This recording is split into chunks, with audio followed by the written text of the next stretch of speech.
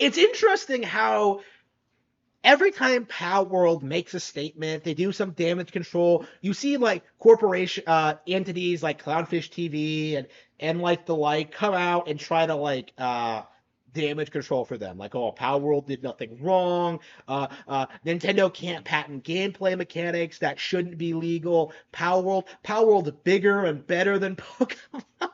Like, it's a giant grift. And I've been saying this for the longest time that none of these people know anything about Nintendo. They don't know anything about Pokemon. They don't know anything about Pocket Pair. They don't know anything about the law. They don't know anything about what's happening. They just want to see Pokemon fail. And as a result of that, whenever bad news for Pocket Pair comes out, you see these people try to damage control it or ignore it. And in this case, they're ignoring it, or perhaps more likely they haven't really caught on to what this implies yet. But Pocket Pair has released a patch for Palworld, which completely changes the way that the characters are summoned. For those of you who don't remember, Nintendo filed a complaint against them using their patents in regards to the gameplay mechanics in Palworld. You know, suggesting that Pocket Pair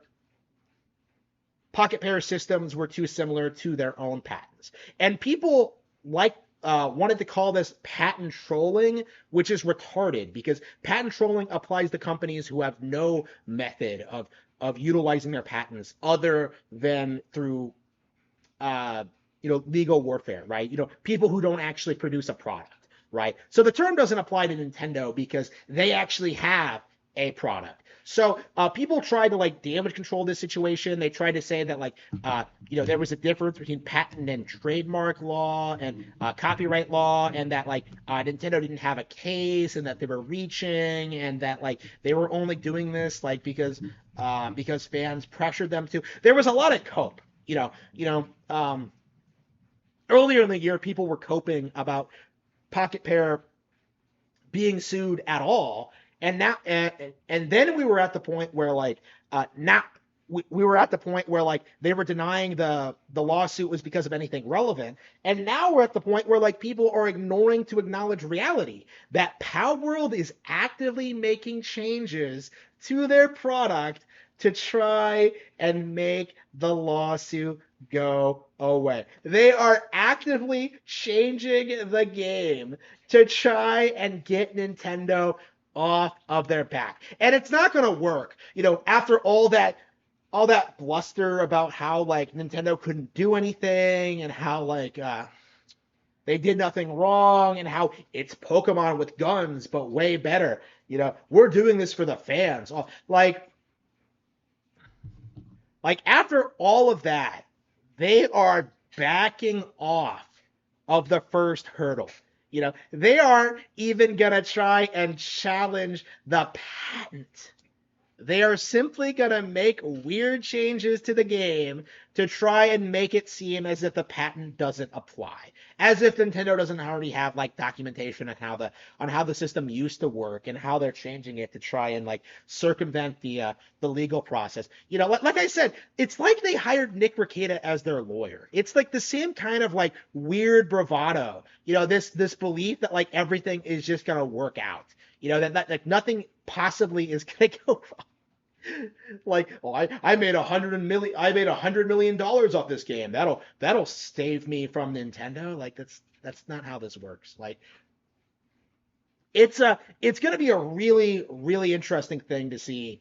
The entire situation unravel, right? This is, I think, going to be a big blow against the anti-Pokemon crowd in general, because they threw all of their weight behind this product. They really thought this was going to be a big thing, and they thought it was going to be merchandise. They thought it was going to get a TV show. They thought the games would outsell Pokemon. They thought Pocket Pair was seriously going to be bigger and better than Nintendo.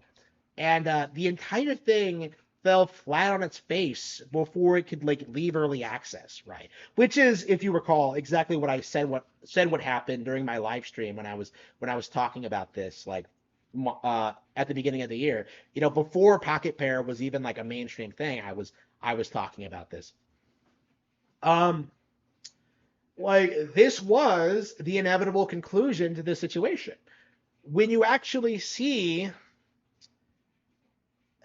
what the general community did to try and downplay certain facts. The fact that they did plagiarize Pokemon designs, they did infringe on Nintendo's patents, that they did all these things that they shouldn't have done, and then try to running damage control for them. Like I've said this before in regard to this situation, but this does bear repeating now because I don't think I've said this in a while. Anybody who came out and shilled for Palworld should be immediately excommunicated from the Pokemon fan base. I don't want to hear from you. I don't want to hear you run your mouth. You don't know anything about the brand or what makes it appealing, in my opinion. So, like, the fact that you were so willing to throw Pokemon under the bus for clicks, for some low effort indie slop that was never going to go anywhere. It says a lot about you as a content creator. It says a lot about you as a person. It says a lot about you as a Pokemon fan. Like, the simple fact of the matter is, when you have a brand as big as Pokemon, you have a lot of people who are on board simply because it's popular and not because they actually appreciate it for what it is or enjoy it, right? They're only here because Pokemon is going to get them views.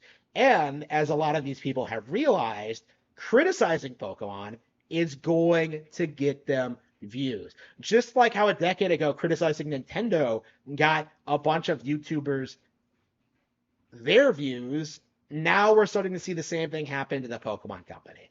And it's at the point now where the criticisms lobbied at the Pokemon Company and at the games and at the brand as a whole are so outrageous and ridiculous that you can't even really take them seriously, right? Like, again, even if you didn't believe that Pocket Pair infringed on the Pokemon Company's brand, you should have at least acknowledged the similarities and said that and acknowledged that Nintendo absolutely had a right to investigate this and see and learn more about the game and see if a court case might be possible, right? But no. Instead, what we got was this weird, delusional mass hysteria. Like, no, Nintendo can't do shit. Oh man, it's just like the emulation thing. Nintendo hates Pocket Pair. They want to take them down, but they're too big. They have too much money. They're too successful for Nintendo to ruin now.